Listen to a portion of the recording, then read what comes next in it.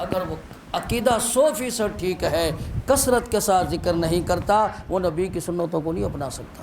لمن کان، یہ لام انتفاعیہ ہے، یہ اسی کے لیے ہے جس کے اندر یہ دو باتیں، عقیدہ ٹھیک ہے اور ذکر کثیر کرتا ہے۔ ایک اور بات آ گئی، پھر میں اپنے موضوع کی طرف 2-3 منٹ میں اپنا موضوع بھی پورا کر لوں گا انشاءاللہ۔ ایک اور بات آ گئی میرے ذہن میں، اس وقت ہمیں ہر چیز کا غم ہے، ہر چیز کا۔ مجھے اپنی زندگی کا غم ہے کہ کیسے اچھی ہو جائے، میری دنیا بہترین کیسے گزر جائے۔ مجھے یہ بھی غم ہے کہ میری اولاد کی دنیا، اس کے بارے میں بھی غم، بیوی کے بارے میں غم، مکان کے بارے میں غم، دنیا کے بارے، ہر چیز کا غم ہے۔ لیکن یہ غم مفقود ہو گیا کہ میرے ساتھ قبر میں میرا کیا معاملہ ہوگا، میں قبر میں کیسے زندگی گزاروں گا، محشر میں کیسے زندگی گزاروں، یہ چیز نہیں رہی، بہت کم، الا من رحم ربی۔ اس کی وجہ کیا ہے؟ ذکر نہیں ہے۔ وجہ کیا ہے؟ ذکر نہیں ہے۔ اللہ فرماتے ہیں وَلَا تَكُونُوا كَالَّذِينَ نَسُوا اللَّهَ فَأَنسَاهُمْ أَنفُسَهُمْ۔ ایسے لوگوں کی طرح نہ ہونا جنہوں نے اللہ کو بھلا دیا، اور جو اللہ کو بھلا دیتے ہیں اللہ ان کو اپنے آپ سے بھلا دیتے ہیں۔ اپنا غم، اپنی فکر، اپنے فوائد اسے نظر نہیں آتے، وہ غلط چیزوں کو اپنی فائدہ سمجھ رہا ہوتا ہے، حالانکہ وہ نقصان کی چیزیں ہوتی ہیں، اسے پتہ ہی نہیں رہتا۔ اس لیے میرے بھائیوں، اور ذکر 2 قسم کا ہے، ایک ہے ذکر ثواب والا جس سے ثواب ملتا ہے، اجر ملتا ہے، ایک ہے ذکر اثر والا۔ حکیم الامت حضرت مولانا اشرف علی تھانوی صاحب رحمۃ اللہ علیہ، حکیم الامت، حکیم الامت، پوری امت کا حکیم، یعنی پوری امت کی نبض پہ ہاتھ رکھ کے اس کے مرض کو تشخیص کرنا، پھر اس کا علاج تجویز کرنا، اسے حکیم الامت کہتے ہیں، کسی ایک کی بات نہیں ہے۔ وہ کیا فرماتے ہیں؟ فرماتے 2 قسم کا ذکر ہے، ایک ہے اجر والا، دوسرا ہے اثر والا۔ اجر والا ذکر، ہر ذکر اجر والا ہے، جو بھی آپ ذکر کرتے ہیں آپ کو ثواب ملے گا، لیکن تاثیر کس ذکر کے اندر ہے؟ فرمایا مرشد کامل کو تلاش کرو، اس کے ہاتھ پہ بیعت کرو۔ مرشد کامل کو تلاش کرنے کا حکم بھی قرآن میں موجود ہے، یا ایھا الذین آمنوا اتقوا اللہ وابتغوا الیہ الوسیلہ۔ مجدد الفسانی رحمۃ اللہ علیہ، حضرت مولانا حسین احمد مدنی صاحب رحمۃ اللہ علیہ، وہ اس کی تفصیل یہ کرتے ہیں، اس کی تشریح وابتغوا الیہ الوسیلہ، مرشد کامل۔ اس سے مراد کون ہے؟ مرشد کامل۔ واتبع السبیل من اناب الیہ، یہ من اناب الیہ جو ہے، حضرت مولانا حکیم الامت مولانا شریف تھانی صاحب رحمۃ اللہ علیہ فرماتے ہیں اس سے مراد بھی مرشد کامل ہے۔ تو مرشد کامل کو تلاش کرنے کا حکم بھی قرآن میں ہے، اور اسے بیعت کا ذکر بھی قرآن میں موجود ہے۔ اللہ کے محبوب نے فرمایا جب یہ آپ کو بیعت کرنے آئیں، آپ کے پاس آئیں، اللہ نے فرمایا اپنے محبوب کو جب یہ بیعت کرنے آئیں تو فبایعہن، آپ ان کو بیعت کر لیں۔ تو بیعت کا، یہ مومن عورتوں کی بیعت کا ذکر ہے، کافر عورتوں کی بیعت کا ذکر نہیں ہے، اور عورتوں سے بیعت جہاد بھی نہیں ہوتی، بیعت خلافت بھی نہیں ہوتی، بیعت رضوان بھی نہیں ہوتی۔ اور ایمان تو پہلے ہی موجود ہے، اذا جاءک المؤمنات، مومن عورتیں آئی ہیں تو یہ بہت اصلاح والی بیعت ہے۔ تو فبایعہن، ایک تو آپ ان کو بیعت کریں، اور دوسرا واستغفر لہن اللہ، یہ بیعت کا فائدہ کیا ہے؟ آپ ان کے لیے بخشش بھی مانگیں، کیا کریں؟ ان کو بخشوائیں بھی۔ حضرت مولانا احمد علی لاہوری صاحب رحمۃ اللہ علیہ، جن کا جنتی ہونا رب نے دنیا میں دکھایا کہ ان کی قبر سے جنت کی خوشبو آئی، حضرت فرماتے ہیں جس ہاتھ پہ انسان بیعت ہوتا ہے نا، اس مرشد کامل سے لے کے نبی پاک صلی اللہ علیہ وسلم تک پوری لڑی اس کے لیے دعا کرتی ہے۔ کتنے فائدے میں رہا؟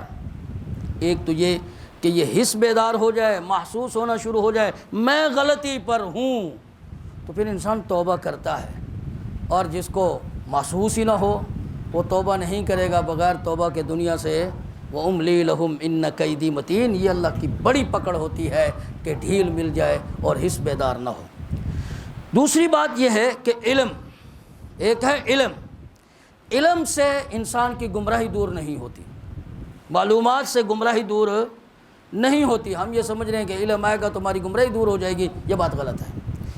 اللہ پاک نے، نبی پاک صلی اللہ علیہ وسلم جب اس دنیا میں تشریف لایا تو 2 بیماریاں تھیں، ایک جہالت اور دوسری گمراہی۔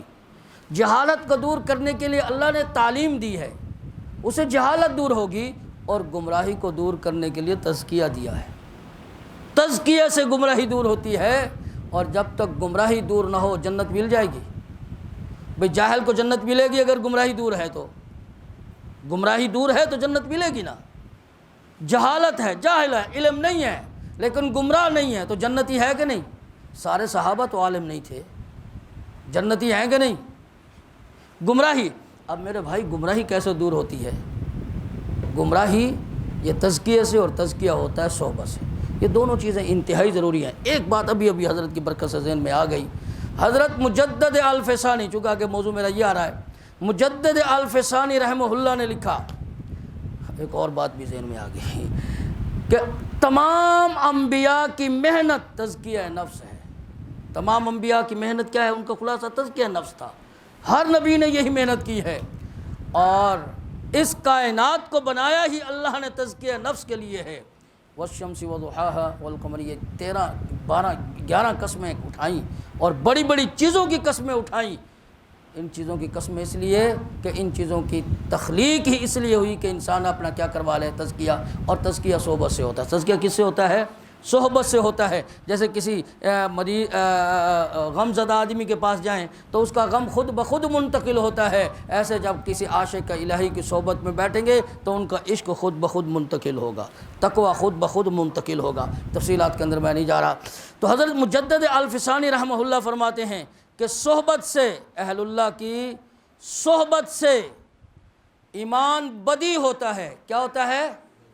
بدی. بدی ایمان دلائل سے کمزور نہیں ہوتا.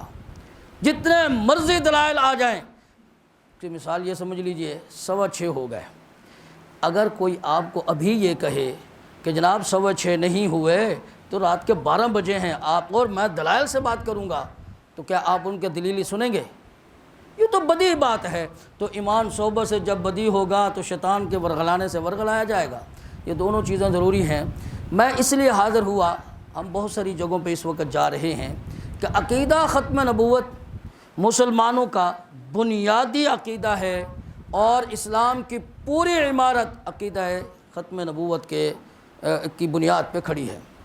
بلکہ حضرت قاری محمد طیب صاحب نے یہ لکھا ہے کہ اللہ کے محبوب کو جو کچھ ملا، والذی ارسل رسولہ بالہدی، یہ ایک آپ کی شان ہے کہ اللہ نے اپنی ذات کا تعارف کراتے ہوئے اپنے محبوب کو پیش کیا. اس سے آگے فرمایا فکان قاب قوسین او ادنا، یہ 2 کمانیں یوں ملیں، دشمنی دور ہو گئی. یہ دنیا کا رواج تھا اس دور میں، یوں 2 کمانیں ملیں، دشمنی دور ہو گئی. اللہ فرماتے ہیں میں نے اپنے محبوب کو ان 2 کمانوں کے ملنے سے کہیں زیادہ اپنا قرب عطا فرمایا ہے. اور آگے اللہ فرماتے ہیں وَلَلْآخِرَةُ خَيْرٌ لَكَ مِنَ الْأُولَىٰ، آپ کی آنے والی ہر گھڑی پہلی گھڑی سے بہت بلند و بالا ہے، بہت بلند و بالا ہے. میرے بھائیوں، آپ کی رفعتیں، آپ کی بلندیاں جتنی بھی ہیں، ان رفعتوں کا جو بلند و بالا محل ہے، اس بلند و بالا محل کی بنیاد تاج ختم نبوت ہے. ساری کائنات کو وجود ملا ہے حضور کی وجہ سے. لولاک لما خلقت الافلاک، اور اللہ کے محبوب کو جو کچھ ملا ہے تاج ختم نبوت کی وجہ سے ملا ہے. اسی واسطے اس امت نے فرمایا کہ اس عقیدے کا تحفظ سب سے بڑی نیکی ہے، اس سے بڑی نیکی اور کوئی نہیں، کیونکہ اللہ کے محبوب کی ذات کا تحفظ ہے، اور اللہ کے محبوب کی ذات سے بڑی نیکی اور کوئی نہیں ہے. کسی کا اعزاز چھن جائے تو اس کی ذات ہی متاثر ہوتی ہے نا. تو اللہ کے محبوب کا وہ اعزاز جس اعزاز پہ باقی تمام اعزازات کھڑے ہیں، اور یہ اعزاز بنیاد ہے، یہ ہٹا دیں تو کچھ نہیں رہے گا. میرے بھائیوں، اس کا تحفظ کیا حضور کی ذات کا تحفظ نہیں ہے؟ اللہ کے محبوب کی ذات کے تحفظ سے بڑی نیکی اور کوئی نہیں. کہ عمر رضی اللہ تعالیٰ عنہ کی ساری زندگی کی نیکیاں، عمر کی نیکیاں کتنی وزنی ہوں گی، کتنی قیمتی ہوں گی. اللہ کے محبوب فرماتے ہیں خلقنا من تربۃ واحدۃ، رب نے جس مٹی سے مجھے بنایا اسی مٹی سے عمر کو بنایا. یہ کتنا بڑا اعزاز. کل محشر کے میدان میں جس ہستی کو اللہ سب سے پہلے سلام کریں گے وہ کون ہوں گے؟ عمر ہوں گے. فرمایا ساری امت شیطان سے پناہ مانگتی ہے، اور شیطان، میرے بھائی اس عمر کی نیکی کتنی وزنی ہوگی. ساری زندگی کی نیکیاں، ابو بکر کی ایک نیکی کا مقابلہ. وہ کون سی نیکی ہے؟ غار ثور والی، جس میں اللہ کے محبوب کی ذات کی حفاظت کی تھی. تو ایک تو یہ کہ سب سے قیمتی نیکی. دوسرا یہ ہے کہ انسان اللہ کا محبوب بنتا ہے. یا ایھا الذین آمنوا من یرتد منکم عن دینہ فسوف یأتی اللہ بقوم یحبہم. ان مرتدوں کے مقابلے میں قادیانی مرتد ایسے مرتد کہ ان کا ارتداد ان کی نسلوں میں چلتا ہے. حضرت یوسف جہانی شیخ رحمۃ اللہ علیہ نے لکھا ہے مرتد ان کے مقابلے میں جو بھی آئے گا فرمایا اللہ ان سے کیا کرے گا؟ محبت، اللہ کے وہ محبوب ہوں گے۔ وہ کتنا اونچا کام ہے کہ اللہ کا محبت کرنا شروع کر دیں۔ اسی واسطے اس امت نے اس عقیدے کے تحفظ کے لیے بڑی سے بڑی قربانی سے دریغ نہیں کیا۔ اس امت کے بہترین افراد جو ہیں وہ صحابہ ہیں۔ کیا 1200 صحابہ نے عقیدہ ختم نبوت کے تحفظ کے لیے اپنی جانوں کو نہیں پیش کیا؟ پھر صحابہ میں قیمتی ترین جو طبقہ ہے وہ کن کا ہے؟ بدریوں کا ہے۔ 70 بدریوں نے اپنی جان کا نذرانہ پیش کر کے کیا کیا ہے؟ اس عقیدے کا تحفظ کیا۔ میرے بھائیوں، امت نے کبھی بھی کسی دور میں جب بھی اس عقیدے کے تحفظ کے لیے جس بھی قربانی کی ضرورت پڑی ہے امت نے پیش کی ہے۔ 5 سال کے بابے سے لے کے 5 سال کے بچے سے لے کے 95 سال کے بابے نے بھی جان کا نذرانہ پیش کر کے اس عقیدے کا تحفظ کیا ہے۔ میرے بھائیوں، آج کے حالات کیا ہیں؟ فرانس کے صدر نے اللہ کے محبوب کی ذات کی توہین کی۔ آپ سب جانتے ہیں مسلمانوں نے احتجاج کیا، اس احتجاج کے ضمن میں، اس احتجاج کے نتیجے میں فرانس دفاع پہ چلا گیا۔ جو ہی میرا اور آپ کا یہ مسلمانوں کا احتجاج کمزور ہوا ہے، فرانس نے یورپین یونین کو کے اندر ایک قرارداد منظور کی کہ اللہ کے محبوب کی عزت و نموز کا بنائے ہوا جو قانون ہے پاکستان پہ دباؤ ڈالا جائے کہ اس قانون کو ختم کیا جائے۔ یہ رمضان شریف میں ہوا۔ پھر اگلی قرارداد یہ آئی کہ اس قانون کے تحت جتنے لوگ گرفتار ہیں ان سب کو رہا کیا جائے۔ 2 کا نام لیا، شگفتہ کوثر اور شفقت مسیح۔ یہ دونوں روبرٹ سنگھ کے ہیں اور دونوں اقبالی مجرم ہیں۔ پہلی پیشی پہ ہائی کورٹ نے ان دونوں کو رہا کر کے حکومت پاکستان نے ان کو یورپ میں بھیج دیا ہے۔ اور تیسری قرارداد یہ آئی کہ قادیانیوں کو 74 سے پہلی والی حالت میں لایا جائے۔ اور اس کے بعد وقف املاک ایکٹ، جہاں جہاں وقف کا کام ہو رہا ہے، چاہے وہ مدرسہ ہے، چاہے وہ مسجد ہے، چاہے وہ خانقاہ ہے، چاہے وہ کوئی دینی مرکز ہے، چاہے وہ کوئی ہسپتال ہے، وقف ہوا ہے یا نہیں ہوا؟ وقف ہوا ہے یا نہیں ہوا؟ صرف وقف کا کام ہو رہا ہے۔ قانوناً وہ جگہ، وہ مقام حکومت کی ملکیت میں جا چکا ہے۔ گھریلو دہشت گردی کے نام سے جو اس وقت ایکٹ آیا ہے کہ میں اپنی بچی کو یہ پوچھ نہیں سکتا کہ رات کے 2 بجے اپنے اشنا کے ساتھ تم کیوں میرے گھر میں داخل ہوئی ہو، یہ قانون بھی پاس ہو چکا ہے سینٹ سے۔ ان حالات کے اندر ہمیں کیا کرنا ہے؟ تو ہماری جماعت عالمی مجلس تحفظ ختم نبوت نے یہ فیصلہ کیا۔ اس دن جامع شریف کے اندر تمام ہم نے لاہور کے علماء کو بلایا تھا، اس میں حضرت مولانا زاہد الراشدی صاحب نے یہ کہا کہ عالمی مجلس تحفظ ختم نبوت کو ہم ماں سمجھتے ہیں۔ کیا سمجھتے ہیں؟ ماں۔ اور جب بچہ پریشان ہوتا ہے پھر ماں کی گود میں جاتا ہے۔ تو عالمی مجلس تحفظ ختم نبوت نے تمام اکابرین کو، تمام مسالک کے بڑے بڑے حضرات کو جمع کیا۔ یہ سب جمع ہوئے، مل کر بیٹھے کیا کرنا چاہیے ان حالات میں۔ تو میرے بھائیوں، سب نے فیصلہ کیا کہ پہلی فرصت میں بڑی بڑی کانفرنسیں کی جائیں۔ یہ پرامن جد و جہد ہے۔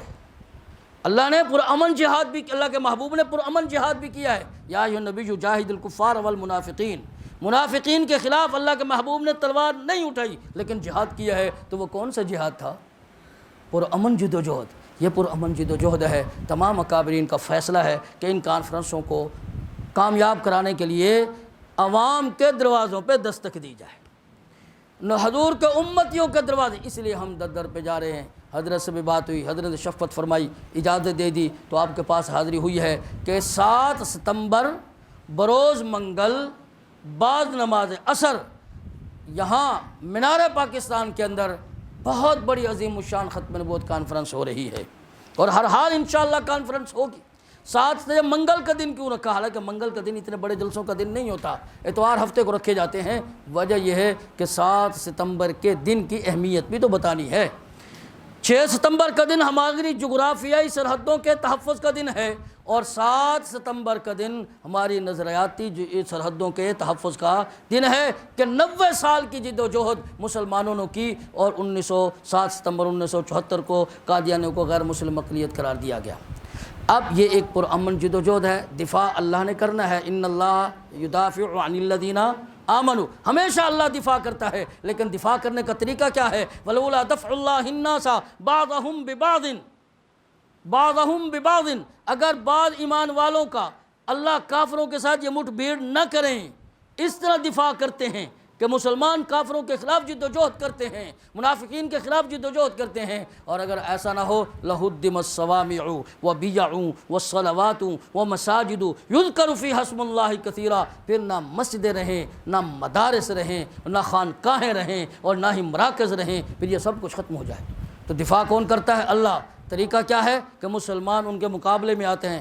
وَلَا يَنْصُرَنَّ اللَّهُ مَن يَنْصُرُهُ، ضرور بالضرور اللہ ان لوگوں کی مدد کرتا ہے جو اللہ کے دین کی، اور اللہ کی مدد آتے ہے جو کافر کچھ کر سکتے ہیں؟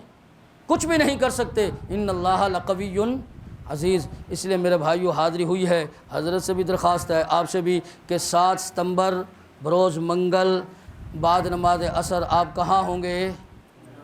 کہاں ہوں گے؟ بھائی آپ بھی جائیں گے، مجھے یقین ہے۔ میں آپ کو دعوت دینے کے لیے محض اس لیے حاضر ہوا کہ میرا اللہ کے محبوب سے صرف اتنا رشتہ ہے کہ میں ان کا امتی ہوں، میں نے ان کا کلمہ پڑھا ہے، تو آپ بھی تو امتی ہیں کہ نہیں ہیں؟ آپ نے بھی تو کلمہ پڑھا ہے، رشتہ ایک جیسا ہے۔ تو آج کے بعد جتنے دن باقی رہ گئے، اب آپ کا حق بنتا ہے کہ آپ چلتے پھرتے اس کانفرنس کا اشتہار بن جائیں گے۔ ایسا کریں گے، لوگوں کو دعوت دیں گے۔ خواتین سے گزارش ہے کہ وہ گھروں کے اندر بیٹھ کر دعائیں کریں، اور اس کانفرنس میں وہ بھی شریک ہوں گی۔